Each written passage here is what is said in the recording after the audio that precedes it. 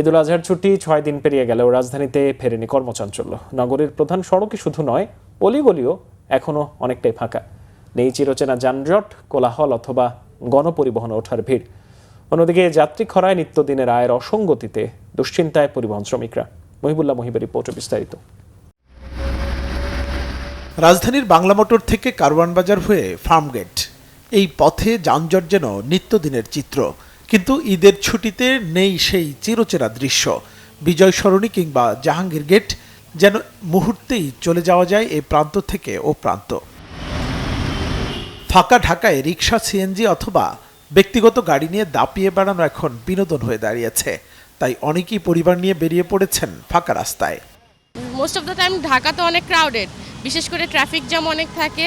কিন্তু সবচেয়ে ভালো লাগার বিষয় হচ্ছে যে ফ্রিলি আমরা ঘুরতে পারতেছি, জ্যাম নাই, মানুষজন কিছুটা কম, অনেক কম বলবো না, কিছুটা কম। পর্তুগালে থাকি, লিসবনে। এখন আমি আসছি ঈদের 4 দিন আগে আমার বাবা মার সাথে ঈদ করতে। তো করার পর এখন আমি বেড়াতে যাচ্ছি আমার শ্বশুর বাড়িতে। এই ধরনের বন্ধের সময় আমি আগে আসি নাই, এবার প্রথম। প্রতিবারে যতবারে আসছি প্রচুর জ্যাম। এই ঈদের বন্ধের সময় এবারে এসে খুবই ভালো লাগতেছে, একেবারে ফাঁকা রাস্তায় দুর্ঘটনার ঝুঁকি বেশি থাকলেও অনেকেই হয়ে ওঠেন বেপরোয়া। তবে যাত্রী সংকটে মালিককে নির্ধারিত জমা টাকা দেয়া নিয়ে দুশ্চিন্তায় আছেন গাড়ি চালকরা। ভালোই লাগতেছে, কিন্তু যাত্রী তো নাই। 300-400 টাকা সিঙ্গেল। এটা যে মালিক দিমু কি আর গ্যাস লমু কি নিজেরা নিমু কি? যাত্রী একটু কম, কিন্তু ফাঁকা রাস্তায় রিক্সা চালায় খুব আনন্দ লাগতেছে। কোনো যানজট নাই, একদম নিরিবিলি পরিবেশ।